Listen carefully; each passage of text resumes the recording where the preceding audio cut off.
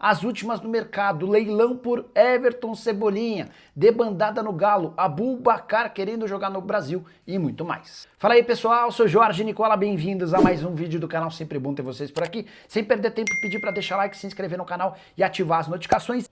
Hora de falar sobre a debandada no Clube Atlético Mineiro, a chance de reformulação no elenco do Atlético se tornar a maior dos últimos tempos é muito grande, até porque Jorge Sampaoli tem pretendido mexer em praticamente todos os setores. Lateral direita, por exemplo, Natanael tem sido especulado como possível alvo de times da Major League Soccer. Há pelo menos 2 clubes de lá interessados em lateral direito no futebol brasileiro. Saravia também não deve ter seu contrato renovado.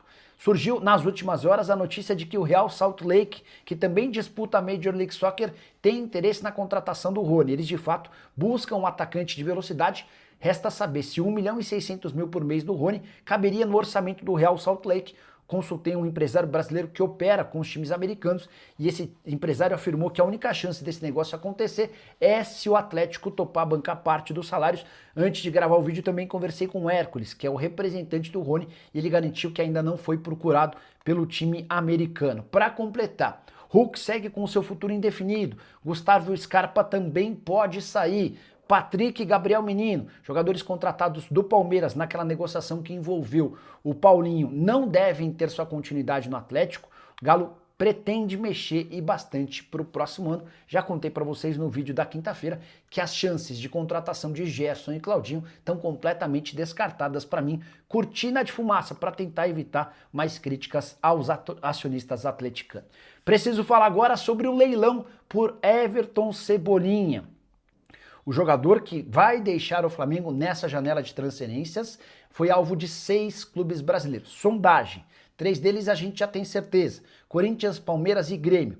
Outras 2 possibilidades, Atlético Mineiro e Cruzeiro. Nenhum dos 2 clubes confirmam o interesse, mas a especulação envolvendo os times de Minas é bastante grande. Importante registrar que o Cebolinha está decidido a sair do Flamengo depois da Copa do Mundo de Clubes, ou melhor, do Intercontinental de Clubes, que começa para o Fla na próxima quarta-feira.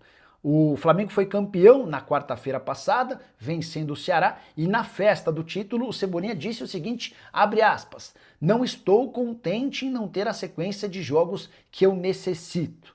Foi a deixa para que o Flamengo fizesse essa negociação. Já havia contado para vocês que se o rubro-negro não vender o Cebolinha até 31 de dezembro, vai precisar pagar ao Benfica, a partir de 1º de janeiro, 1,5 milhão de euros. Isso consta no contrato entre as partes. Quando o Flamengo o comprou do Benfica por 13,5 milhões de euros, já existia essa cláusula no acordo. Preciso falar agora sobre Aboubakar, centroavante camaronês de 33 anos de idade, que insiste em jogar no futebol brasileiro. Ele chegou a ser oferecido para alguns clubes na janela de julho, entre eles Grêmio, Cruzeiro e São Paulo. Nenhum dos 3 avançou e o Aboubakar precisou se mudar da Turquia para o Azerbaijão, fechando com um time bem pouco conhecido chamado Nefit.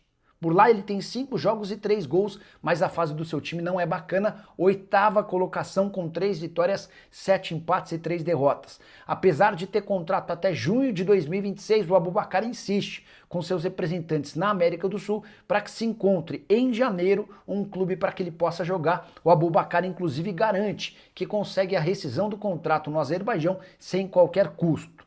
Ponto é que para contratá-lo, o time brasileiro vai precisar desembolsar entre 1 milhão e 1,5 milhão de reais entre salários, direitos de imagem e luvas. A pergunta que eu deixo para você, o centroavante camaronês, que chegou a fazer gol no Brasil em Copa do Mundo, caberia no seu time do coração? Já usa o espaço para comentário e registra a sua opinião, beleza? Comente sobre a situação do Galo. Se Brax e Vitor saem, é uma possibilidade. Tudo está sendo estudado. E acho, é uma opinião, que se depender do Sampaoli vai mudar tudo. Jogador, comissão, diretoria. O Sampaoli gosta do caos. O Sampaoli fica? Parece que sim. Essa é a única decisão tomada pelos acionistas. Eu acho um enorme equívoco. Eu não ficaria com o Sampaoli para o próximo ano. Acho que o Sampaoli tem muitos problemas. Mas o time do Galo está ridículo. Os donos não estão nem aí. Deu uma boa notícia. Eu nem acho que os caras não estão nem aí, porque os caras tomam um pau pra caramba quando o Atlético é ridículo, né?